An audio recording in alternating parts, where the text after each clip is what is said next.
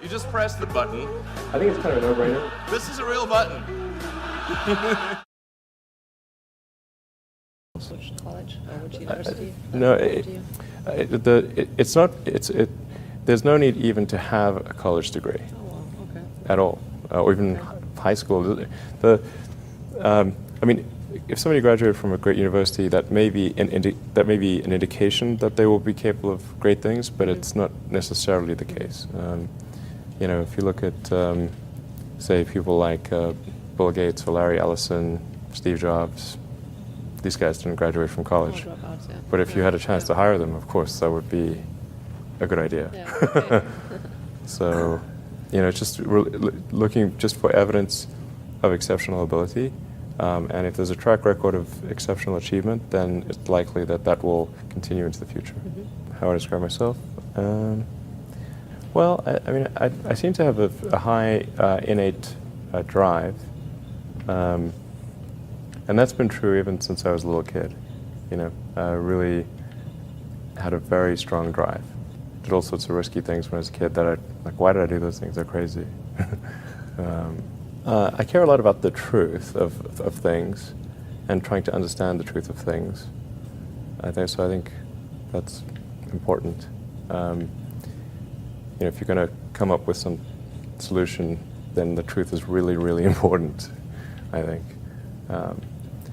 I try to think of, I mean, it's difficult to obviously come up with like things that are praise for oneself, you know, or like, there's bad and good here, but I think like sometimes they're just like the things that seem quite clear and obvious to me, and I don't understand why they aren't so obvious to everyone.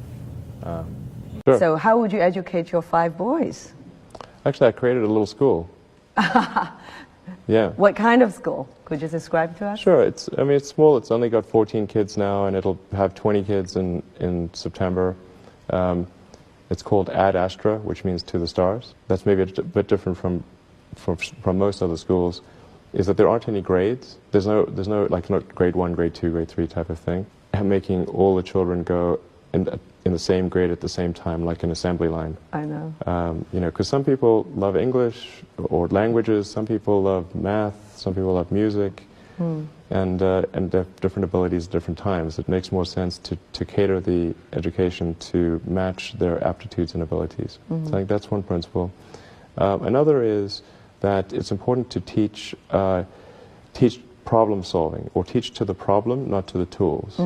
So this would be like, let's say you're trying to teach people about how engines work, or you know, you could start by a more traditional approach would be to say, well, we're going to teach you all about screwdrivers and wrenches, and you're going to have a course on screwdrivers, a course on wrenches, and all these things. And this is a very difficult way to do it. A much better way would be like, here's the engine.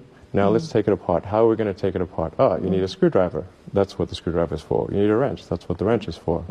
And then a very important thing happens, which is that the relevance of the tools becomes apparent. So all your 5 boys are in that school? Yes. Until when? This is from I don't preschool know. So far to... it's only 1-year-old. But they like it. They like it? Yeah. And you want to keep them away from regular schools? No, I just didn't see that the regular schools, they weren't doing the things that I thought should be done. Like, you know, those 2 principles, they weren't adhering to those principles. So I thought, well, let's see what we can do. Maybe creating a school will be better. And I actually hired a teacher from the school they were at, who also agreed with me that there was a better way to do it. Have they surprised you in a way of their innovative thinking? Yeah, it seems to be going pretty well. I mean, the kids really love going to school. I think that's a good sign. You know, I mean, I hated going to school when I was a kid. It was torture. So the fact that they actually think vacations are too long, like they want to go back to school. Wow. Yeah, exactly. That's weird. I know. Age or people like that, what is it you have in common with them? Well, I mean, those are pretty different personalities, you know, between Gates and Jobs and Ellison. Business and success? I think you know, all 3 of those were technologists, but with different types of skills. You know, Jobs was obviously very good with aesthetics. and he understood technology, of course, and he really understood what people wanted, even when they didn't know themselves. And he was not afraid to break boundaries. But like Gates would probably be better at sort of raw engineering and technology than Jobs, but not as good on aesthetics. But I mean, for all of these guys, they're obviously very driven, and they're very talented, and they're able to attract great people to build a company. But I mean, the ability to attract and motivate great people is critical to the success of a company, because a company is it's a group of people that are assembled to create a product or service. That's the purpose of a company. People sometimes forget this elementary truth, and so if you're able to get great people to join the company and work together towards a common goal, and you sort of have a relentless sense of perfection about that goal, then you will end up with a great product. And if you have a great product, lots of people will buy it, and then the company will be successful. Yeah. So really, it's pretty straightforward, really. I mean, yeah, that's the reason for it. I wouldn't say I'm fearless. In fact, I think I feel fear quite strongly. But if what we're doing is what I'm doing is I think is important enough, then I just override the fear. Mm-hmm. So, but it's not as though I don't feel. I feel it like more strongly than I would like. And in which areas would you never go full risk if you still are fearful? Well, it really depends on the stakes. If the stakes are high, if it's really important, then I will overcome the fear and just do it anyway. Mm-hmm. But essentially, I mean, I just drive overrides fear, but I feel the fear. It's kind of annoying. I wish I didn't. Okay. I wish I felt it less. Uh-huh. So, yeah. And all these introspective questions are interesting. I don't get asked these very often. And then, I'm trying to think, what is an accurate reply? And some of these, it's hard to evaluate yourself on these things. Mm-hmm. Which company you founded was the most risky at the start? Well, probably SpaceX. I thought it had the lowest chance of success. I mean, I thought both Tesla and SpaceX would fail at the beginning. You thought? Yeah, so? sure. Really? Of course. But nevertheless, you put all your money in that, in both. I expected to lose it. Well, technically, what I thought was, well, I'll take half the money from PayPal, and if I lose half of it, that's okay.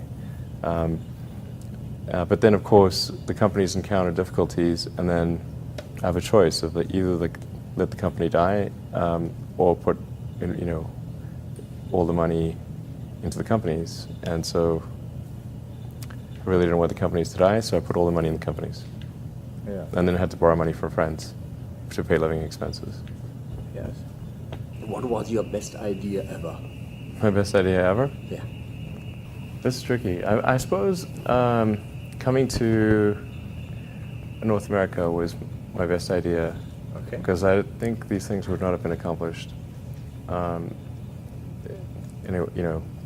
almost anywhere else. It's really hard to start a company, but in particularly California, Silicon Valley is very conducive to startup companies, and so whenever I'd read books in South Africa, it would seem like the cutting edge of technology was in Silicon Valley, and so that's when I wanted to come and I wanted to move to this mythical place. Okay. And are there things you regret having done or for not having done so far?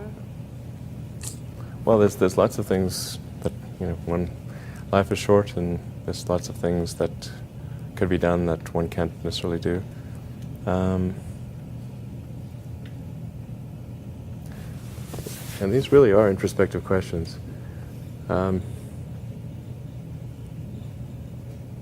I think, no, I mean overall, I think I'm pretty happy with what where things are. It's hard not to be, honestly. Yeah. You know, I'd be, yeah.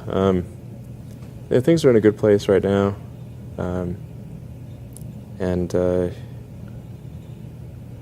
mean, I'd like to, looking ahead, I'd like to see humanity go beyond Earth and have people on Mars. That would be really great.